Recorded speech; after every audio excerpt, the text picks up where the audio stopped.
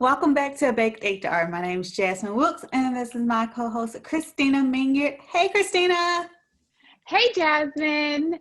I am so excited that we have a guest with us today, even though she's already proven to be very distracting.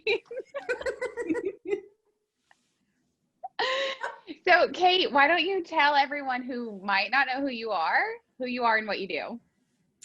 My name is Kate. I am the lawyer friend from a previous episode, and I practice employment law in Minnesota. So it's good to have a lawyer friend.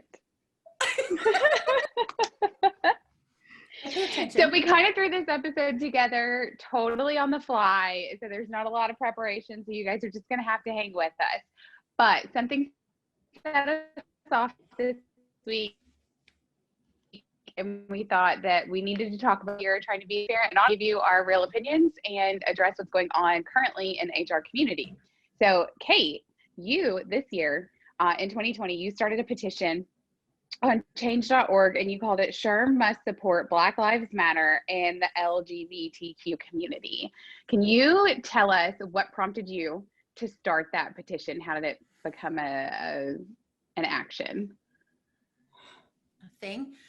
So I live in Minneapolis, and the petition comes out in June of 2020. So we are a couple of weeks out from the murder of George Floyd, and there is this huge push amongst HR and businesses to start really refocusing on diversity and inclusion, address Black Lives Matter in the workplace, show their support for Black Lives Matter.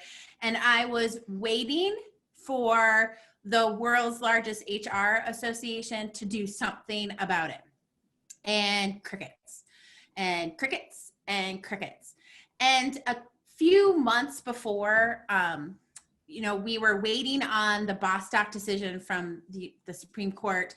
And I was wondering why SHRM was not involved in that decision. They did not file an amicus brief saying we believe that sexual identity or gender identity, sexual orientation should be included in Title VII. We had not stepped up to the plate. I had already voiced my concerns about why we hadn't done that, because we are HR. We should want to be supporting all of our employees in the workplace. And so I was already questioning that. And then we didn't hear anything on that. And they didn't want to do anything about it. Rumors were that they were too concerned about the religious aspect of it. And if your religion trumps my rights as an LGBTQ member, like all of those things. And I had heard from one of my friends who had had a really bad experience at a SHRM conference where someone said that she should be using the men's restroom because she looked more like a man than a woman. And so I was all upset about all of those things. And I didn't know how to make more change. I had been to a SHRM Special Expertise Day simply to voice my concerns. I was not going to the national conference. I had tweeted, I had sent letters, I had talked to my regional SHRM person. I thought I had done everything I possibly could to try to push the organization that when I came back from overseas, and even while I was overseas, I had used SHRM as a resource for myself. I was so upset that I decided to start this petition, and it quickly garnered a great deal of attention. I think we're well over 7,700 signatures at this point in time. I haven't checked it in a while, actually, so it could be more than that. But I checked it today. It's 7,834. Woo! Okay, so even though I've had no attention to it, it still seems to be garnering some attention. And with the petition, once it hit like 1,500, 2,000 people, I started sending information to the board chairs or the members of the SHRM board saying, listen, we want to help you. What can we do? Like, this doesn't make any sense, and I kept getting the figurative finger from SHRM and the board members saying, we don't want to talk about this. We don't want to listen to about it. And then they created this Blue Ribbon Commission, which, if you've noticed, has done nothing. And so not one thing. I don't even think they've met, quite frankly. And while the petition was gaining steam, a bunch of SHRM employees were reaching out to me, including some who had recently lost their job, talking about how toxic the workplace was, talking about how they weren't treated appropriately, that there were constant cost-cutting measures for the benefit of leadership as opposed to, you know, doing what's best for HR. And it showed that there were significant problems at SHRM, both internally and externally with members, about how they weren't listening to us. Their only desire seemed to be to cozy up to the Trump administration, which really pissed me off. And so that's kind of the story. I mean, you guys got the emails. I mean, I forwarded you. I'm so glad that you emails. So, right, you're right. We did get the emails. We tried to do our part as best we could. You know, we're in a different state than you. We have different contacts. We have a little bit of a different network. But I think that too many people, even some people who are on Twitter, don't know all of the other things that you mentioned that you had tried before we got to the petition. And I know that you weren't the only one. Several people tried to reach out to the board. We've had friends on the board that we've tried to reach out to and kind of use as a way to like get our message across and get our concerns across. And, you know, at the end of the day, as you know, former members now, it was important that the largest HR organization represented HR well through its own internal practices and policies, not just what they were saying externally. So when you started hearing from people internally, that was a very, very disturbing to me. So I don't think that enough people know the whole story. I see here on the petition that you link to like the Business Insider article. There were several articles written recently. The one where the lawsuit kind of came out and kind of shed a little bit more light on what's going on inside. And all of that kind of leads us up to what happened this week. So Jazmine, tell us a little bit about what happened this week. Well, you know, I think the main thing to start is to realize that the three people that are, you know, sitting here talking to you right now didn't just come out of nowhere saying we can't stand SHRM. This has been a long growing situation for different reasons of why we are, I would say, truly upset this week at least. Mm-hmm. And then it's also to say that the person that we are talking about in this moment is a well-respected person in HR, a person that was one of the first people I met in HR. But that doesn't mean just because they are well-respected that they are correct in all times. And I feel like that just needed to be said because I don't want... Oh, that's important. Somebody should tweet that. Yes. A good Twitter moment. Can't pass it up.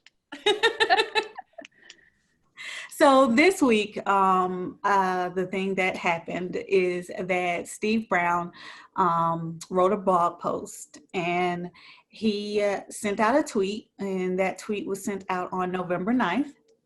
And it says, "It's time for HR to come together. Will you step forward to see how we can all be one global HR community?" And the post that he wrote, which you can find on that tweet or you can find on his website, is called The Fellowship. And that tweet, it did something to my soul when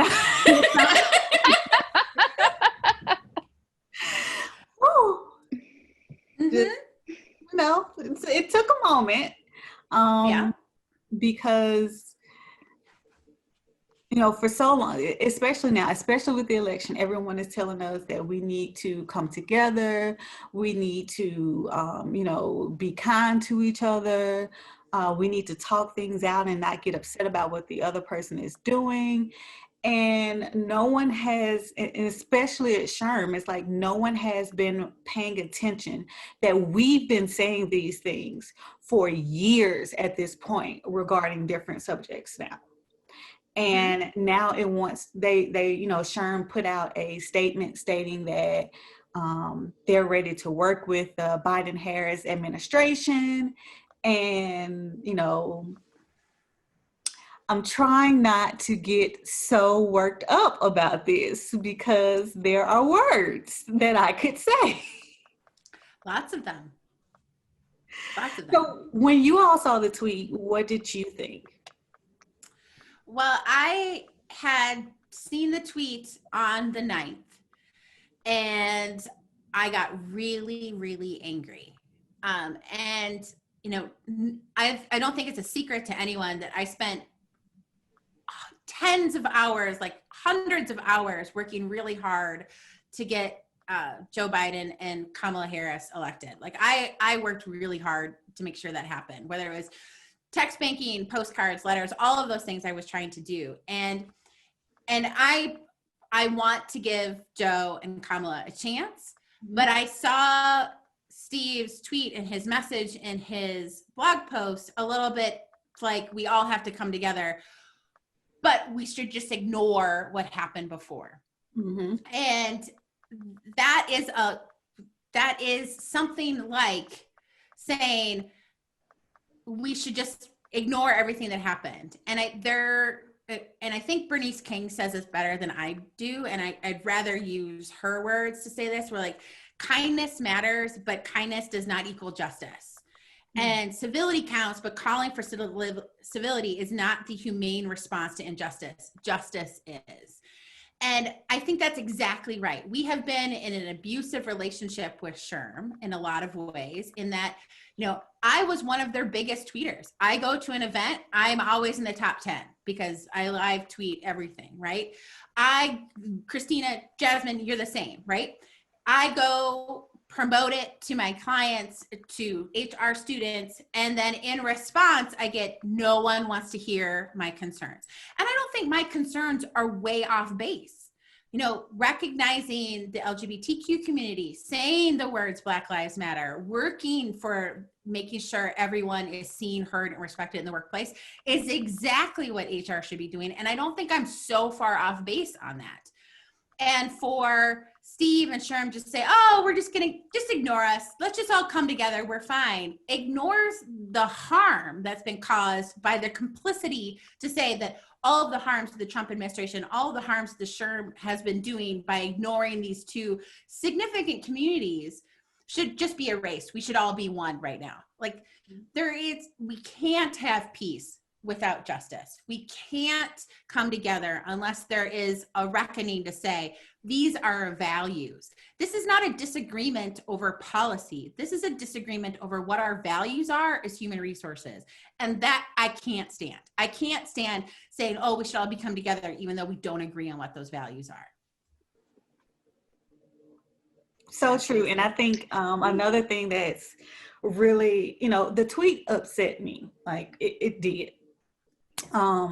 But I think what upset me even more is seeing people who are like, yay, Steve, yay. That's exactly what I'm talking about. That's what we need. I think that made me more upset because it's like, have you not been paying attention to truly what's going on around the world? Like, do you not realize that the people that you call your closest HR friends don't feel safe going outside their door?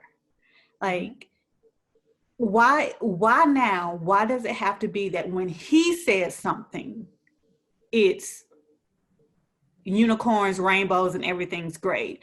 But when the people who are really going through it say something, it's, oh, well, it's going to be okay.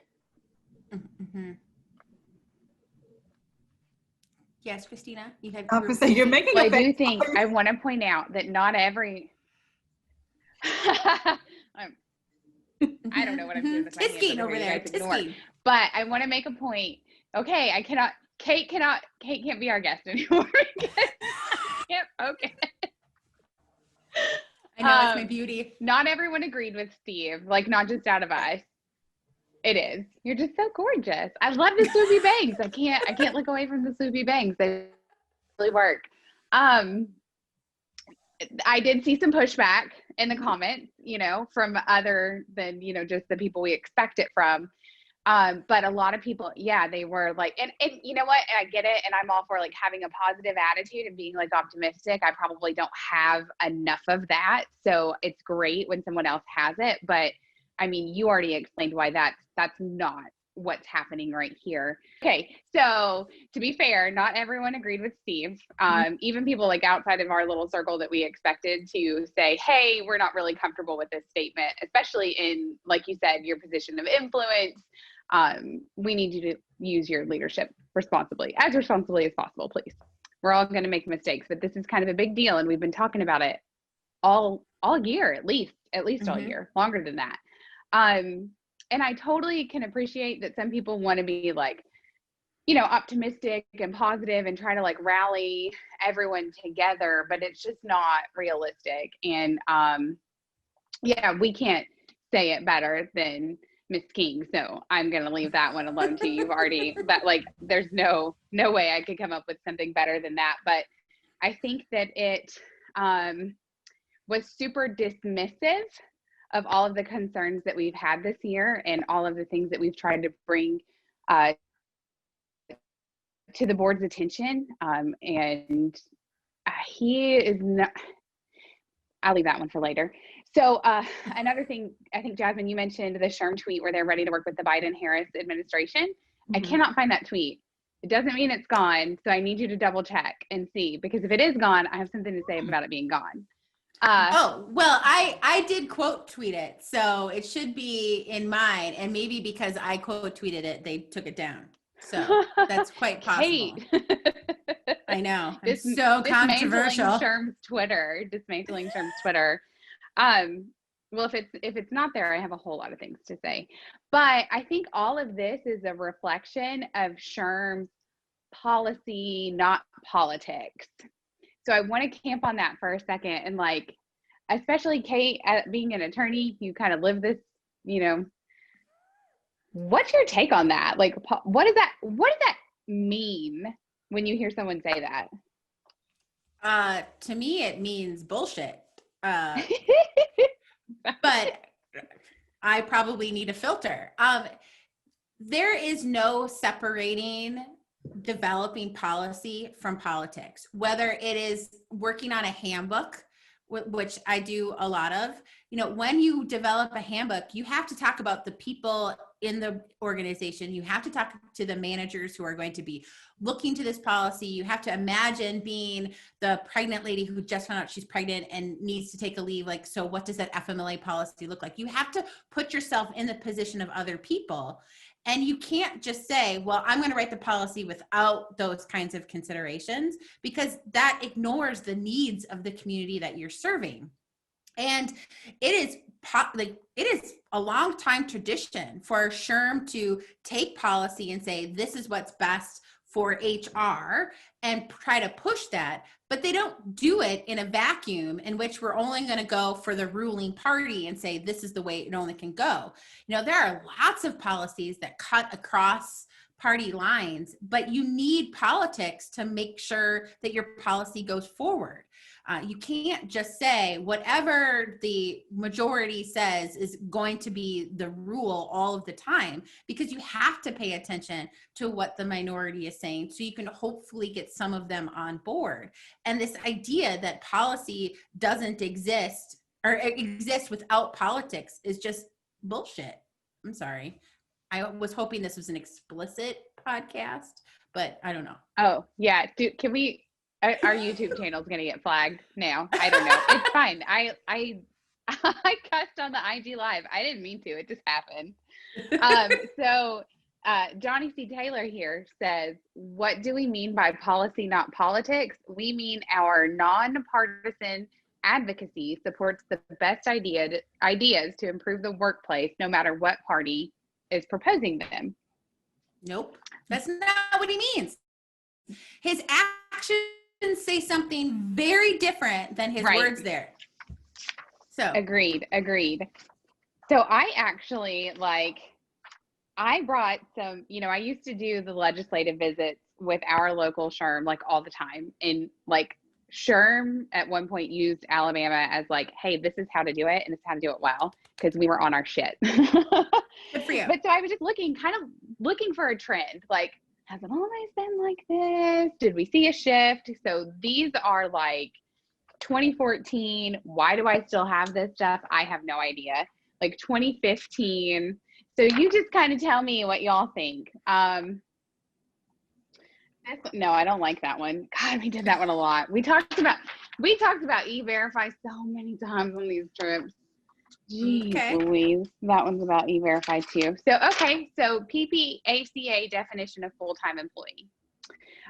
What SHRM used to do, I don't know if they still do this, but they would give us this cut sheet, and it's 2 sides, and it has the background, the issue, the outlook, and the SHRM position.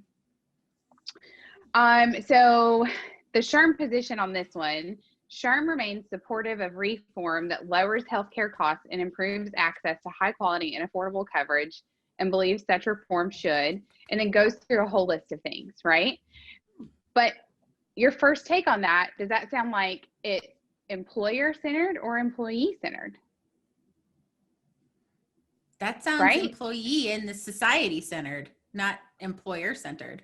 Right, right. Somewhere we have lost our way in whatever transition happened, and we're now more about what can we do for the employer, because that is all we've seen come out of his leadership, is how can we help the employer cut a corner somewhere, or how can we help the employer not have to say something that they're not comfortable with, not thinking about what do the people who go in. You can't sit here and tell us you have all of these like recruitment and retention problems and then ignore this entire function of the business, the way that he is leading our organization to do so. And it's very infuriating that people do not see the disconnect, that you can't recruit and keep people because you're shitty employers. Mm-hmm. So many times we would go on these Hill visits and we would say, okay, here's what we think, here's what we see. And we would all talk about how is this going to affect our employee population specifically? I mean, because we're talking to our congressmen and women, we're talking to our senators. So we are talking about literally their constituents. And we would always say, there are always going to be bad actors. It doesn't matter what we legislate, there are always going to be bad actors. Here's how you're hurting or helping the good ones. Kind of like I akin that to, and you can tell me if I'm wrong, your analogy of, you know, the law is the floor, not the ceiling. Mm-hmm. Yep. The one other example I would say is SHRM is so far to the right that they're so far to the right of even the U.S. Chamber of Commerce. And the example is the executive order on diversity training, saying that you can't talk about bias, you can't talk about anything that might make a white folk guilty. Like that, if you read it, if without a critical eye, you're like, oh, this executive order sounds great. Well, what was JohnnyCTaylor's response to that was, well, I have a call-in to Eugene Scalia. What did the U.S. Chamber of Commerce do? It gathered 150 other organizations and said, please withdraw this executive order, because it doesn't make sense and it's not what we're trying to do as a business community. The Business Roundtable stepped up too. Where are you, SHRM? Like, even if you want to go on this policy, not politics, is what's best for business, you're not even in the business community here. You're stepping way far out because Johnny doesn't want to make Ivanka cry. So it is so infuriating that we can't get our poop in a group here to make sure that it works for HR people, because HR in general, at least all of my clients, want to make workplaces better for everybody. And that means having those hard conversations. And if there's an executive order that says we can't have those conversations, well, we're going to be the first ones to pull the plug, because we don't want an employee calling that hotline and getting us in trouble. And so it's just a domino effect of crappy politics and crappy policies that hurt us as like a practice group, right? It hurts us as human resources overall. It makes me so mad. I think it's so, we couldn't tell. Could we tell that it makes her mad? I couldn't tell. What I think is like super almost dangerous, right? Or are the HR people who don't see this for what it is and think that, oh, this is how we're supposed to do HR, or they remove themselves, because at the end of the day, we're employees of our organization. I mean, I don't think that every business is out there trying to be a bad actor or trying to like screw over their employees or anything like that. But whatever is good for your employees, like that's going to impact you too, because you're an employee. Yeah. So Robin has a great blog post out about that exact topic today, is that we need to be doing more, because there's a lot of things that are good for business and good for our people. And because we are an employee too, we should be wanting those things to happen. So yeah, that's great. She's so smart. I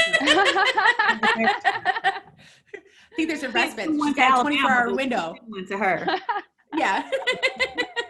Yes. No, that's great. And you know what? We love Robin. She's so smart. That's good. I'm going to go check out that post. I think I saw the headline of it and I read the first half of it. Cause I think she is someone who I always learn something from.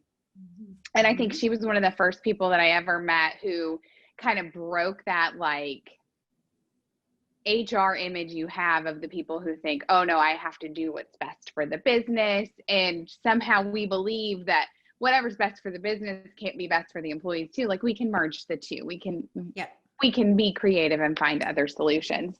So, so the tweet is still there. What do we do next, y'all? Okay, good. All right, they're off the hook.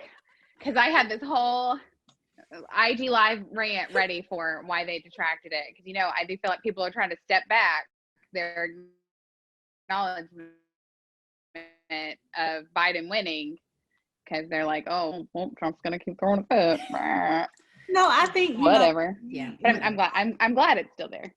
I've said this so many times over the last 2 years that I'm waiting for Johnny to put in his ticket to run for something.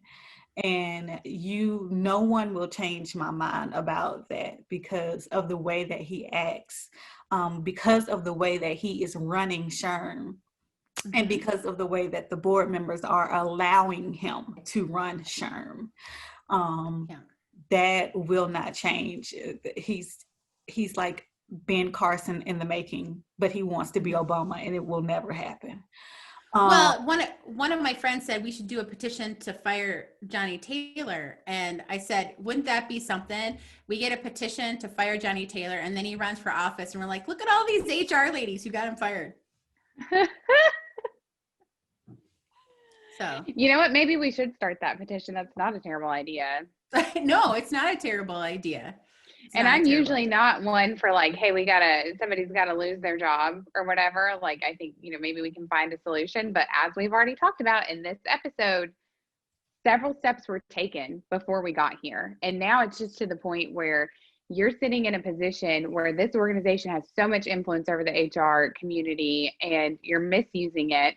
And you're taking funds in places that you shouldn't be taking funds, and you're building policy in ways that harm employees. And, and it's all kinds of things, right? It's not just the fact that they wouldn't come out and say Black Lives Matter, which seems like, you know what, you shouldn't say it if you don't mean it, right? You absolutely shouldn't say it if you don't mean it. But for me, that's so easy. If you're in human resources, and I say this all the time, you can't be a good HR person and not believe that humans have like basic human rights, and that includes all humans. Like, it's not just a certain population of humans. Human rights are for all humans. That's just even shitty ones like JohnnyCTaylor. He still has, you should still have your basic human rights. But it's missteps after misstep after misstep. Even something as simple as like, I can't remember if they went through with it, but I think they were going to have Drew Brees be a keynote speaker at their inclusion at the inclusion, diversity and inclusion conference.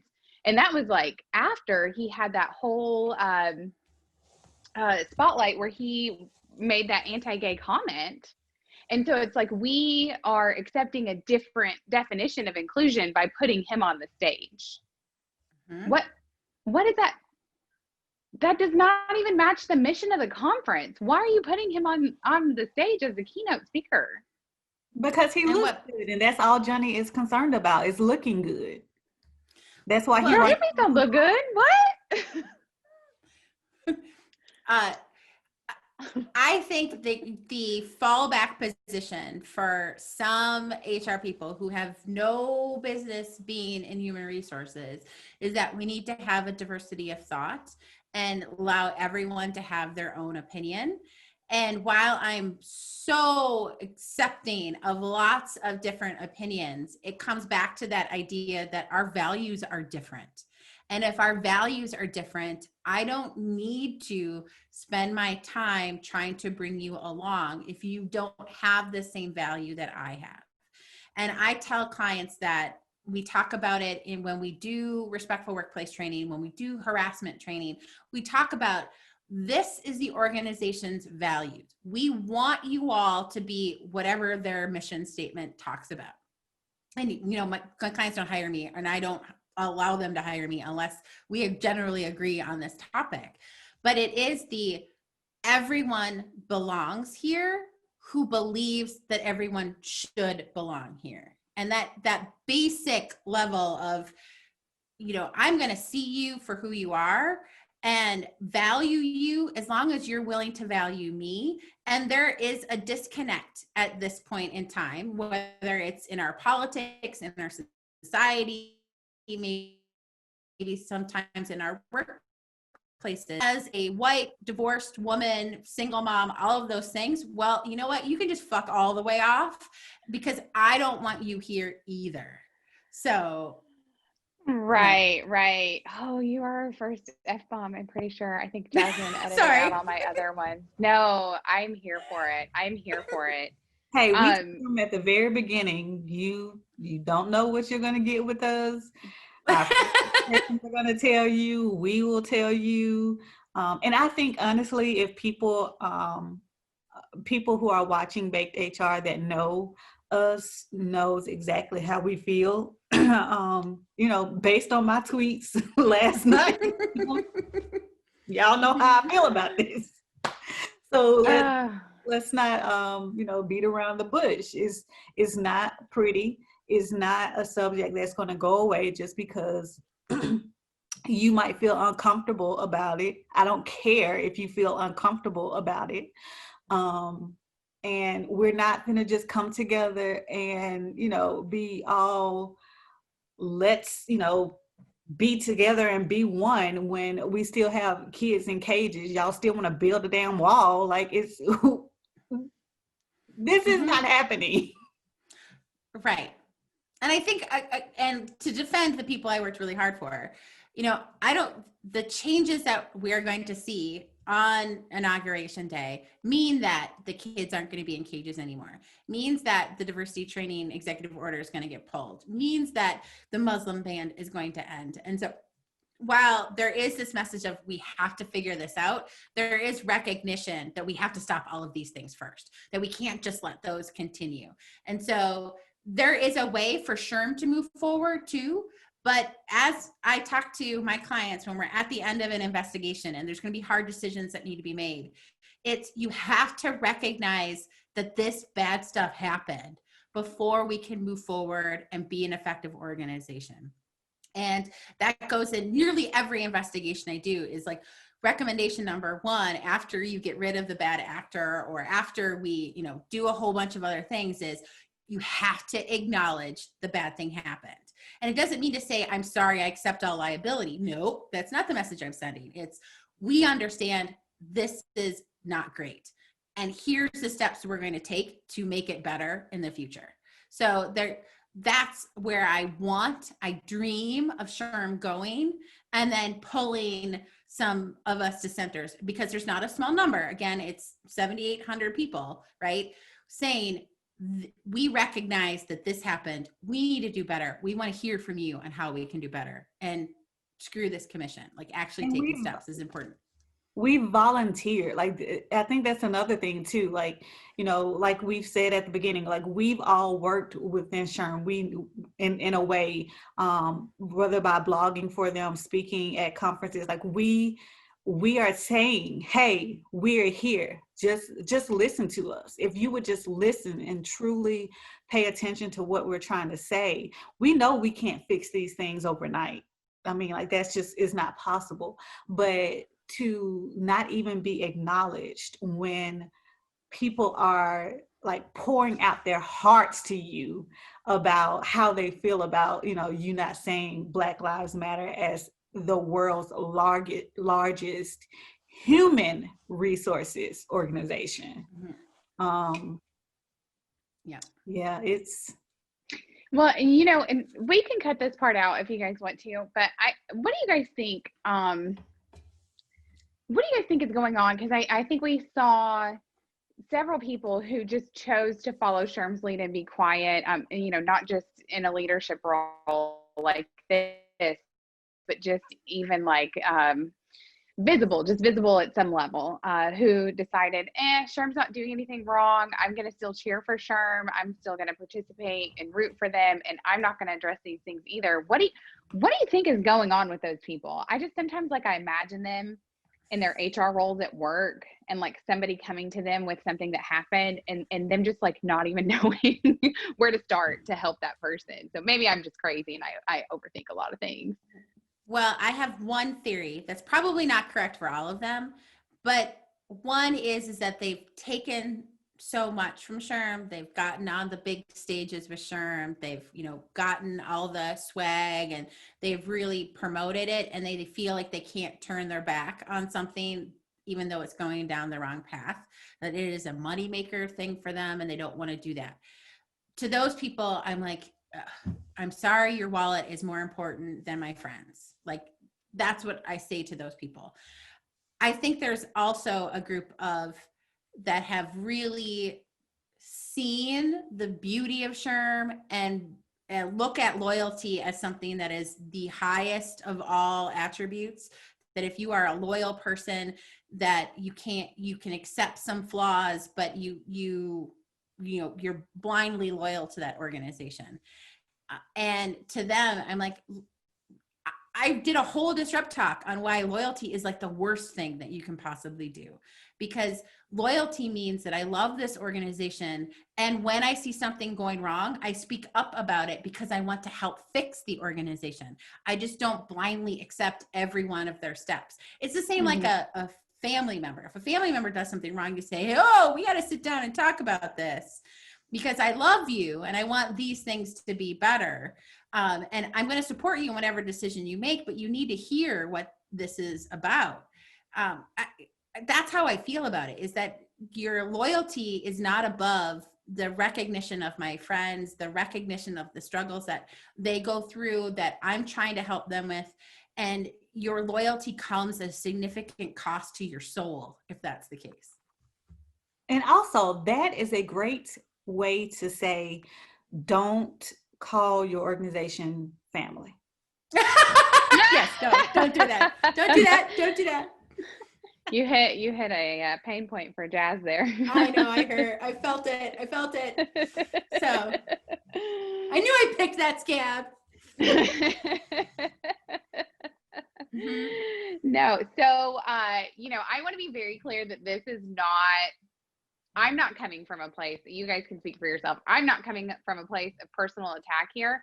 To me, this is all about accountability. This is about doing the right thing and especially when you're that visible to everyone. And I can't understand why someone who is as good of a communicator and as kind as Steve is can't share in our message of doing the right thing and holding. I don't understand it. So this is just about accountability and awareness, making sure that other people are aware of all of the things that happened that led up to the petition.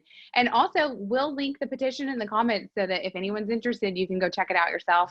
Choose to sign it or not sign it, or share it with your other HR friends. But, this is important to all three of us here on the call, especially Kate, who created it. And we just want more people to know what's going on. Mm-hmm. Yep.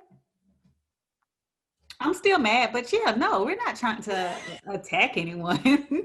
Yeah. Well, we can be mad, right? And not, Now, the next time we have to come back and have this conversation, it might be a personal attack. I don't know.